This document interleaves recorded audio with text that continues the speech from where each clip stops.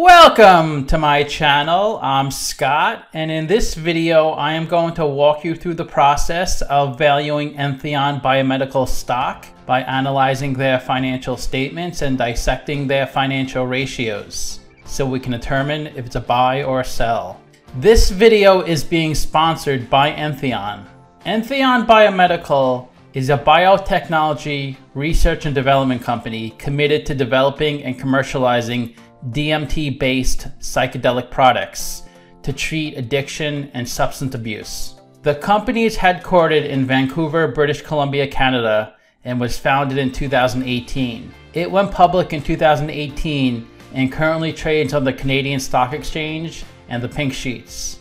The company intends to generate revenue through the sale of its DMT products to physicians, clinics, and licensed psychiatrists in the United States, Europe, and Canada.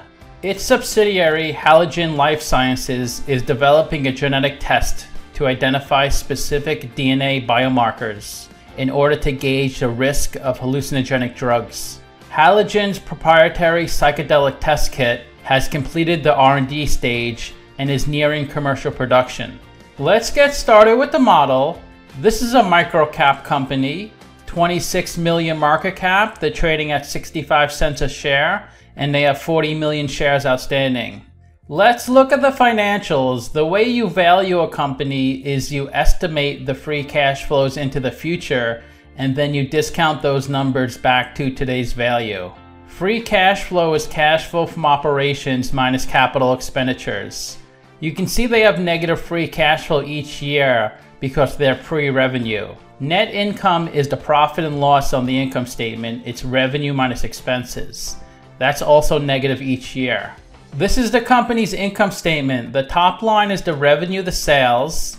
As you can see, it's zero each year. A lot of companies in the medical space have zero revenue until they develop a drug or a vaccine that becomes popular.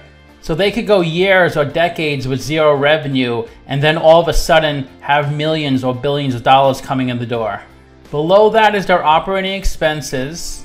Then below that is their operating income, which of course is negative every year. The company is debt-free, so they have zero interest on their debt.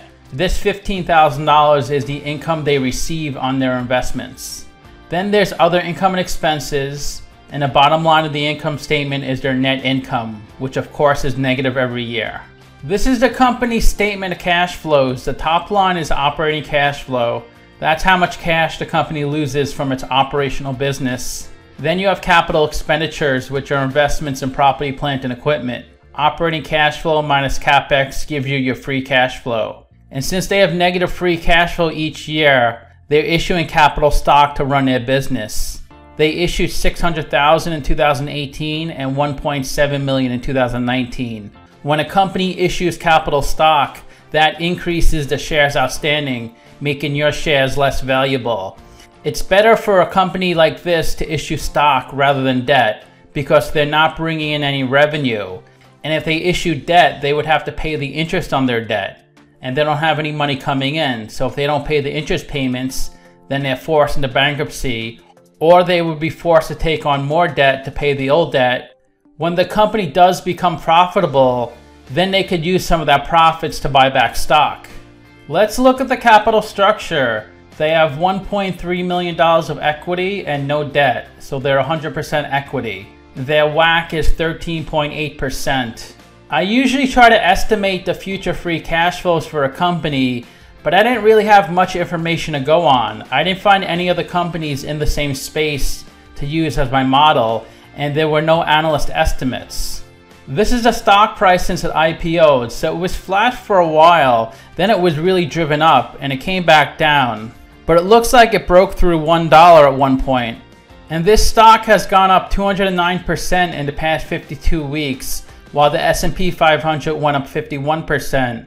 The 52-week low was 21 cents, the high was 135, and the stock is trading below its 50-day and 200-day moving average. About 100,000 to 400,000 shares are traded each day on this stock.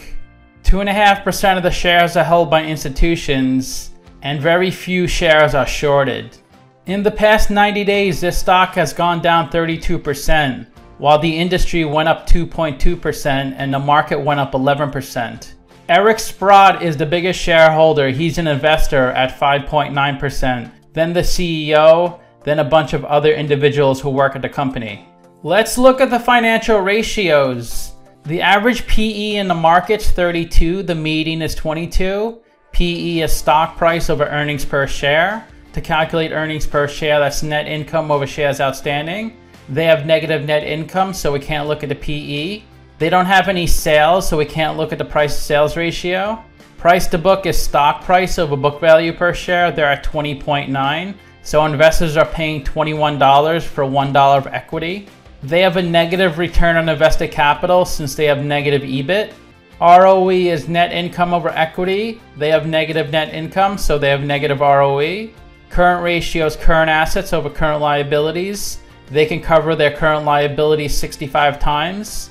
And most of their current assets are cash of $980,000. And the company does have enough capital to get through the next 12 months without taking on more debt or issuing more equity. They had negative $300,000 of free cash flow, but $1 million of working capital, so they have $700,000 of funding. The best way to look at ratios to compare them to companies in the same industry. I've done videos of 12 companies in the same industry as Entheon, and if Entheon has a number in red, they're worse than the average. If they have a number in blue, they're better than the average. So we can't look at their PE or price of sales. They do have a better price to book than the average. They have the highest current ratio of other companies. They have a bad ROE. They have no debt, which is good. And they're by far the smallest company, only 26 million market cap. So to summarize, this company is developing some really important products because addiction affects a lot of lives, not just the person who's taking the drugs, but their families too. Also, when people try to come off of drugs, they become depressed and have high anxiety. Entheon's drugs are geared to helping those people get through those difficult times. If the drugs are successful, this company may do really well in the future, but only time will tell. I rank their free cash flows 1 out of 10, their revenue 1 out of 10, and their ratios 1 out of 10. So let me know what you think. Give this video a like, subscribe, or comment below. Also, if you'd like to get a custom valuation or just support the channel, you can become a member by clicking on the link in the description below. Thanks for watching.